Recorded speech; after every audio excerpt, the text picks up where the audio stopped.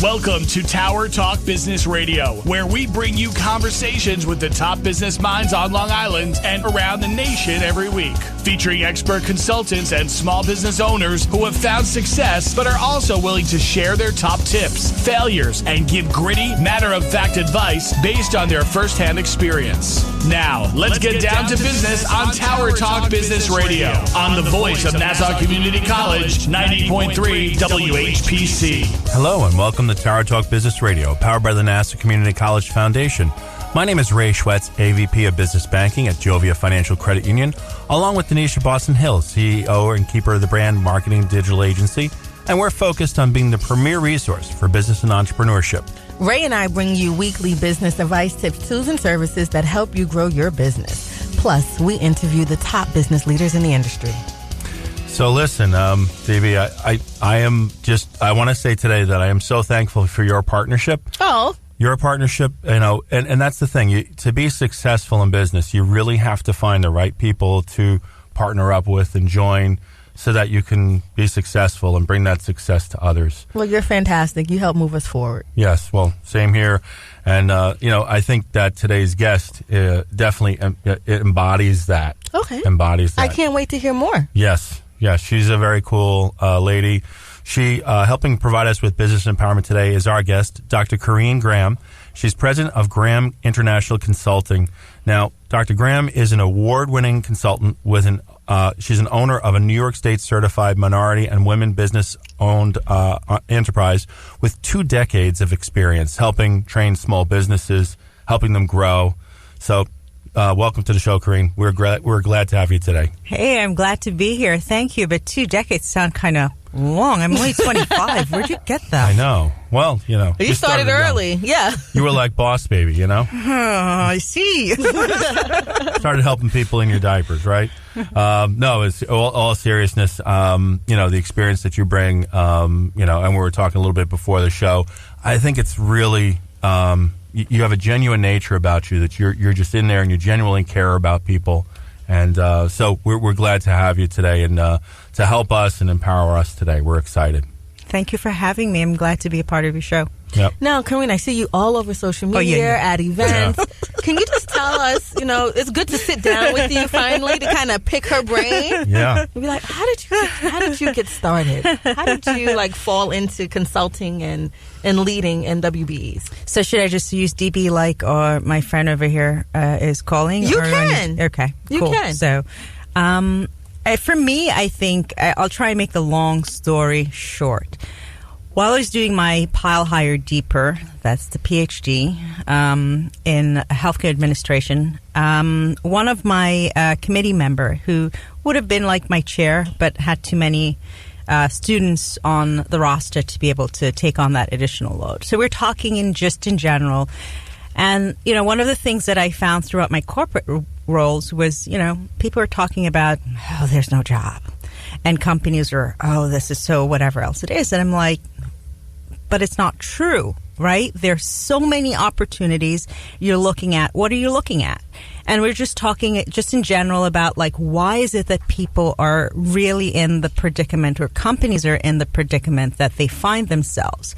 And one of the things that he just said, which I knew, but I guess someone else just said it out loud, is don't you know the job or the role of PhDs is to create that economic empowerment, which is one of the reasons there's only 2% of us. And you will usually find us in the research aspect of development and that sort of stuff. I'm so armed with that and just years of experience, especially in corporate, going from, I guess when you talk about millennials, every 2-3 years, I'm in a different job because there's no growth and they weren't really promoting what you had to offer. So you would expand in terms of industry knowledge and expertise. And that kind of gave you the think about like a CPA, certified public accountant.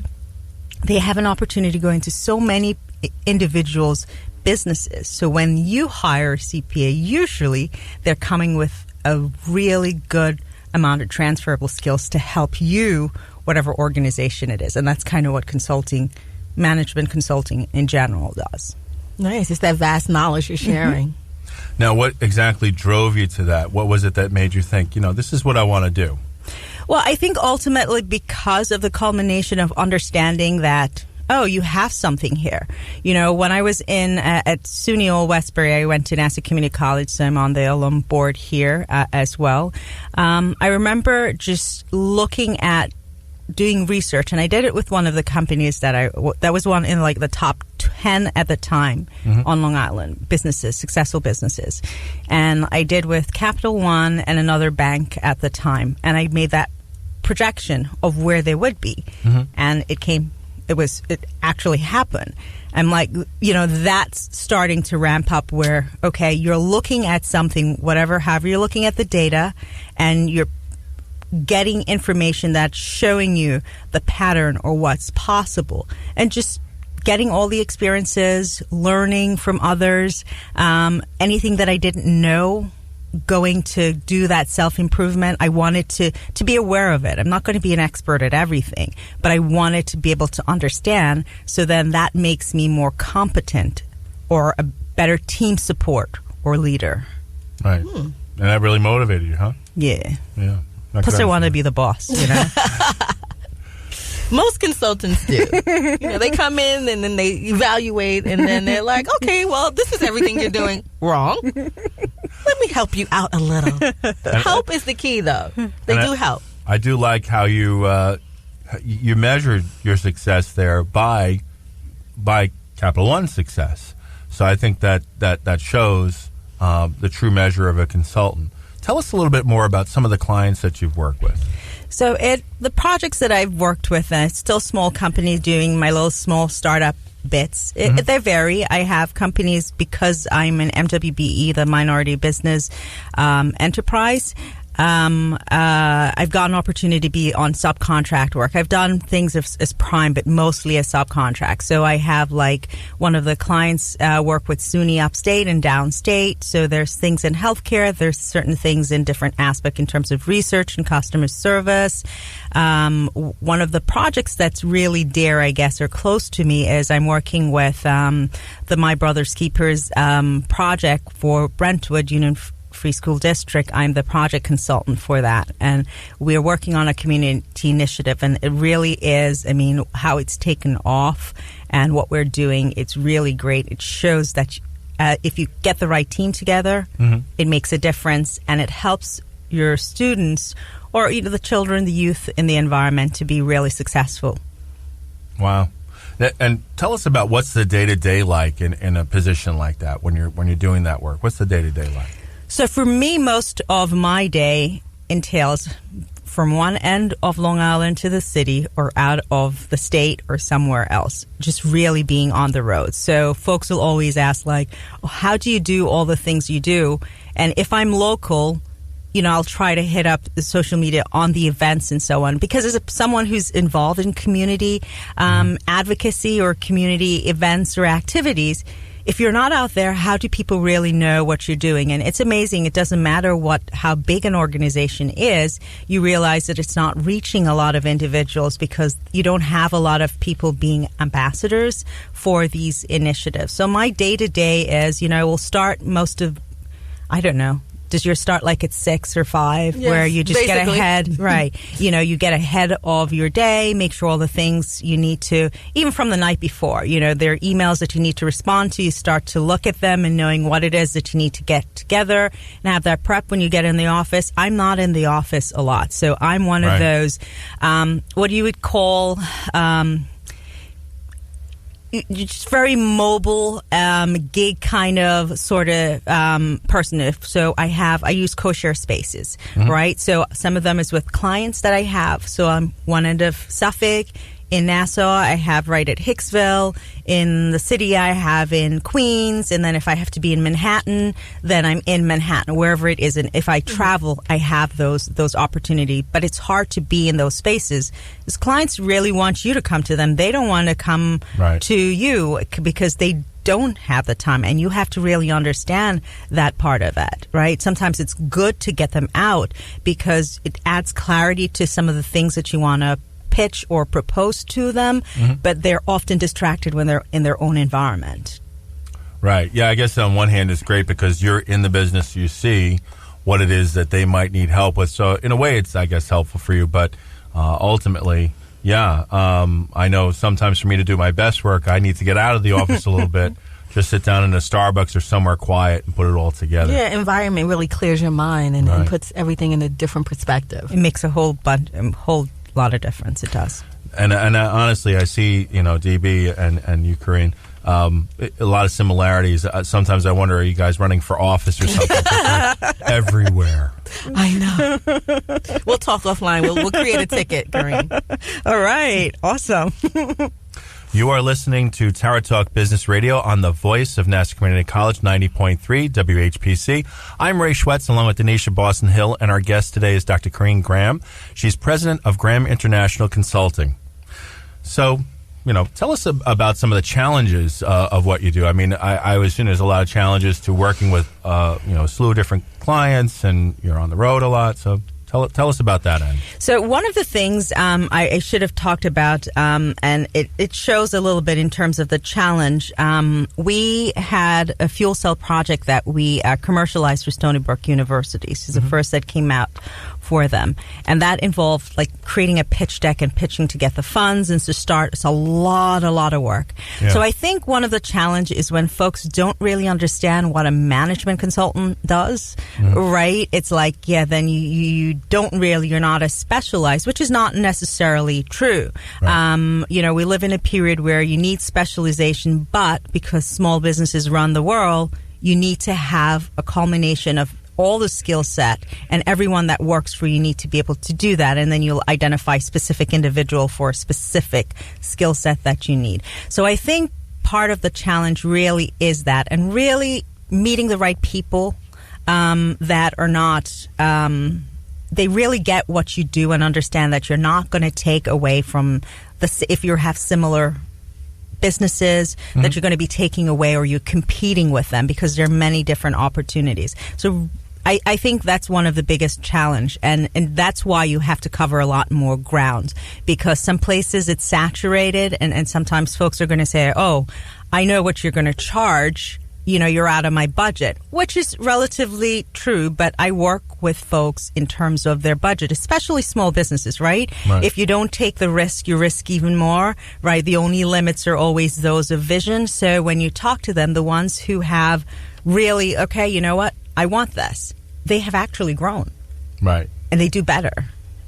What do you think is your differentiator from other consultants that are in the marketplace?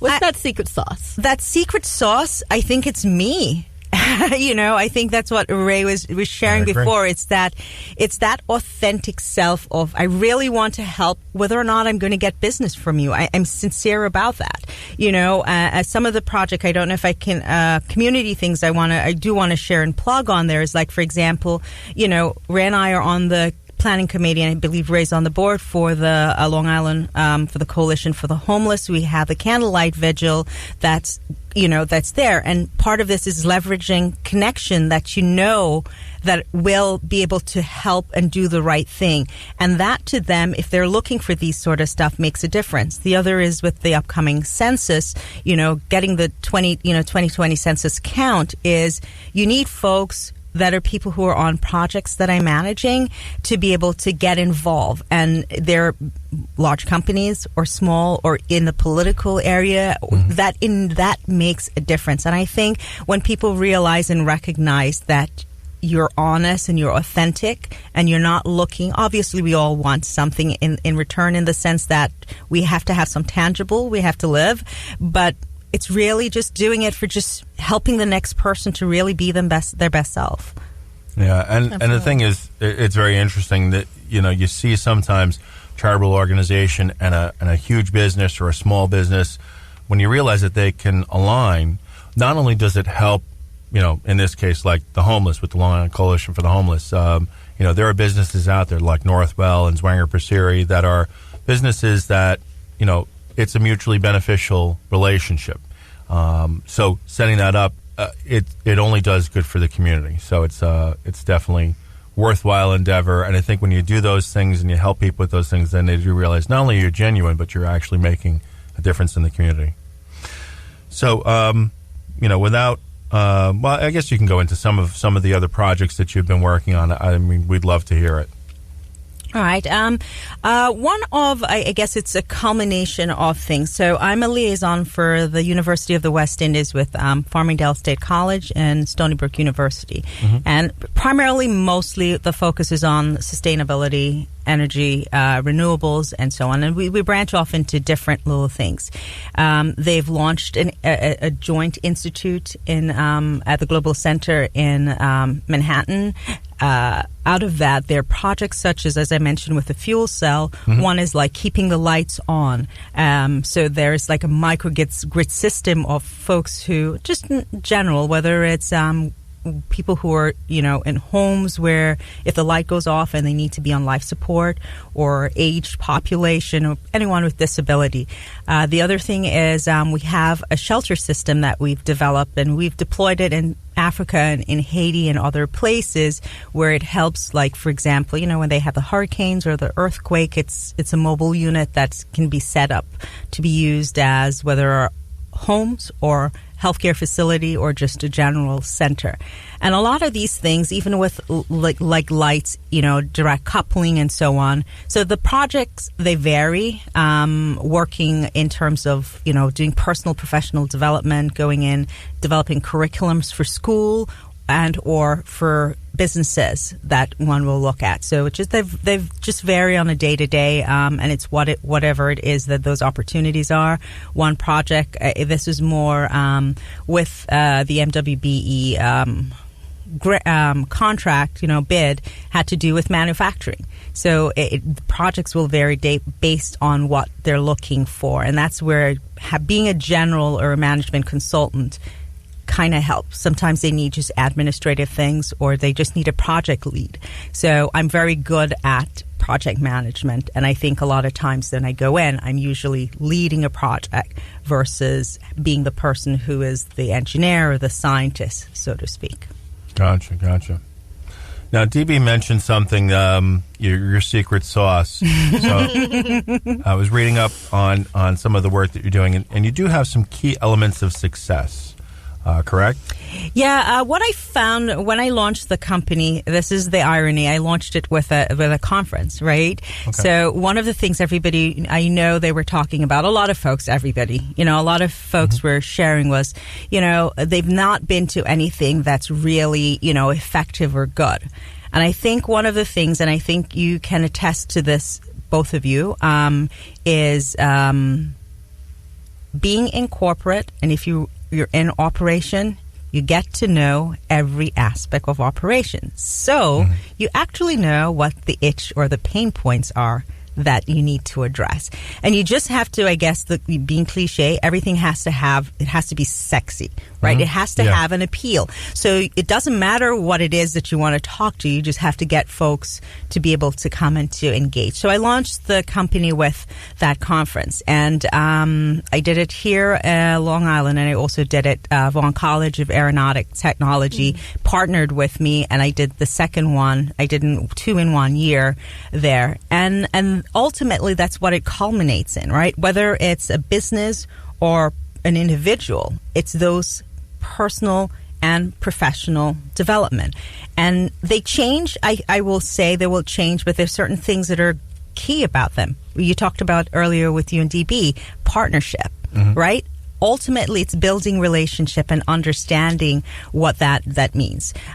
For individuals who are, whether it's personal or professional, I used 2 quotes before, and I believe in it because the irony is, I actually got those from a book that I got from like one of my first jobs. It was like executive quotes and stuff, and it was sitting there for like decades, and I didn't look at him looking as like, and then when I came up with a tagline for the company, it revolved around that. And it's, vision. I use Disney a lot as when I use the example, because I think it's really simple and a lot of people understand Disney. And over the years, I did this during doctoral study when we're looking at companies, and we saw how they were failing, and even with Disney still being number 1, had some bad bits, and one of it was the vision. They had to go back to what was his vision, and they did that 360 and they're doing good again, right? So you have to have some fundamental key elements of success, and those, partnership, developing oneself, personal, professional development. What are your weakness? You don't need to hone your strength. You leverage that, right? If you're a business, find the resources that are out there. There are lots of business resources that can help you to get certified. You have agency, the SBDC, the SBA, scores, the schools have, little incubators or resources that you can get those from. Okay. This is Tower Talk Business Radio, powered by the Nassau Community College Foundation on the voice of Nassau Community College, 90.3 WHPC. I'm your host, Donyshia Boston-Hill, along with Ray Schwetz, and our guest today is Dr. Corrinne Graham, president of Graham International Consulting. So now talking about some of those agencies you just mentioned, so what would be, I guess, the first stop or some of the first things you would recommend the business look into? So for me, I think I'm going to just, what I look at, a lot of times folks say, start with a business plan. Business plan comes secondary. I tell you, start with a marketing plan. And I think you will all agree why. Because the really difference between both of them is the details in the financials, right? Mm-hmm. You have to know, is there somebody wants you? Yeah. Is there demand? Then what source, what are the many different aspects for the revenue? How are you going to pivot ultimately, right? How are you going to test? And I think once you start to do that, you really start to take a hard look at where it is that you want. And for me, when I started, I think I went to SCORE and I had a meeting and I was sharing with I think it was SCORE I went to first about the brochure and they were like, it's kind of dated and so on. But that's when everything became so digital and people actually want to have things about whatever else. And you have to create some kind of, tangible to show into people that you have stuff. Right. And again, the conversation about really talking about where you're entering. Then I went to the SBDC out in Stony Brook, so that's a small business development center. And I met with one of the consultants there, and one of the things that they told me, these were all leading up to me starting the company. So, I was doing my prep work, being corporate and having a management accounting kind of background. You're prepping before you even do anything to say, like, is this really going to be something that I think I can... Whatever, if this doesn't work, can I pivot or change course in that sense? And that was how I ended up becoming an MWBE, because she's like, start prepping from now. You need X, Y, and Z. And it's like, and I went to the meetings. People talk about the events can be a drag and so on. But if you don't go out, you don't get to meet individuals. Fast forward a little bit. I'm a mentor for New York City. We have, for the small business services, they have a program which was launched by the First Lady of New York City, and Shirlane McLean. It's the Women Entrepreneur for New York City, and that's through the SBS, which is through the Empire State Development Corp. And I get to mentor, to be a part of that team, to help to mentor women who are looking to start their business, or they're in business or looking to grow their business. I have an upcoming workshop for SCORE that they've partnered with at the Microsoft Center coming up. But these are opportunities that you don't think about in talking about building relationships. So start somewhere. The SBA is there. It's wherever it is you find that you're going to have the best synergy, I think, work with, because the SBA also have really great funding grants and they have lots of partners and so on. So find the right fit. Yeah.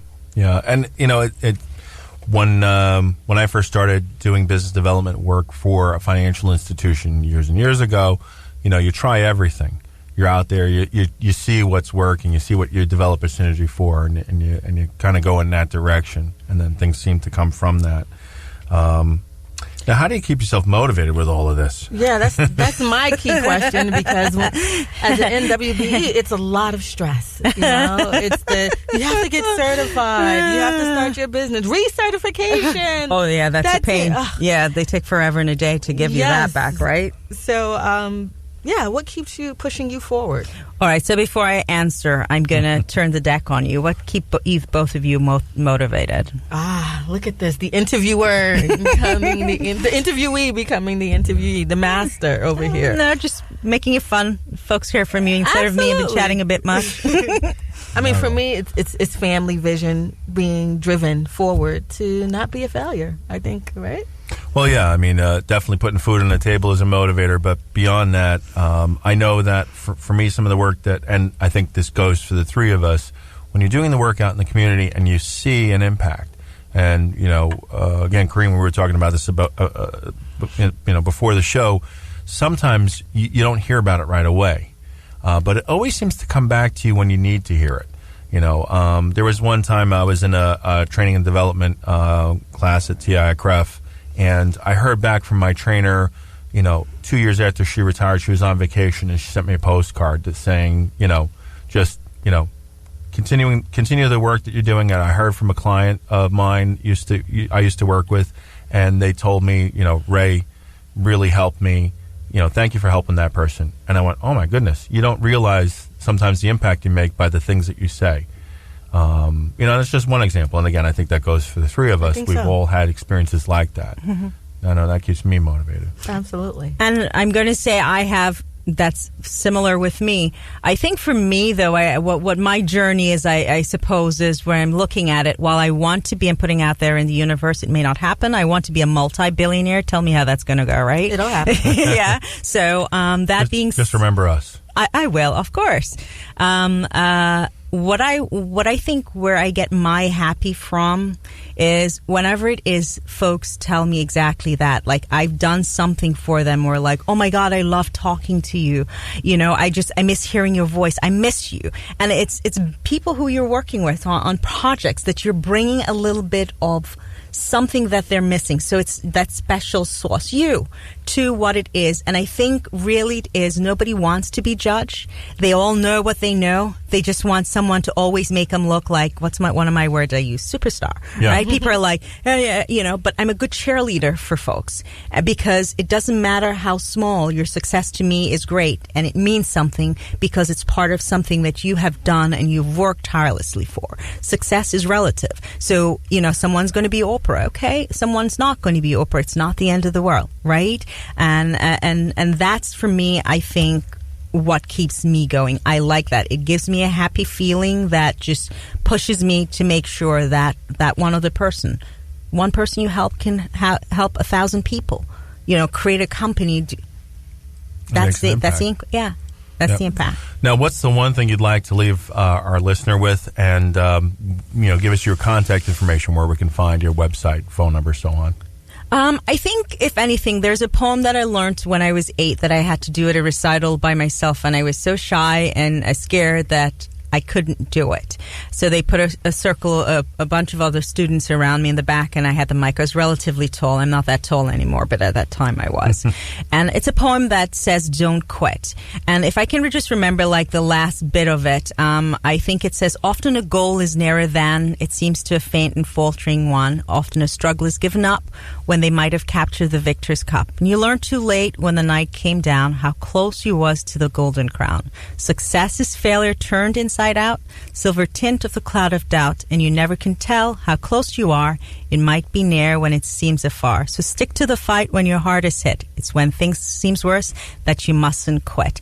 And for me, you can find me on social media. You can go LinkedIn, or you can go grahamconsultingandresearch.com and just send me a message. I have an online store, designsbydrg.com as well. And that is DB's philosophy for the day. Thank you, Corrinne. I want to thank you for being with us. My name is Ray Schwetz, along with Donyshia Boston-Hill, your co-host and producers and creative director. This is an NCC Business Leaders Council production. Visit ncc.edu/WHPC for more information. Available on iHeartRadio as a podcast on iTunes, Android Podcast, and Spreaker. This has been Tower Talk Business Radio, powered by the Nassau Community College Foundation, on the voice of Nassau Community College 90.3 WHPC. We'll talk with you next week.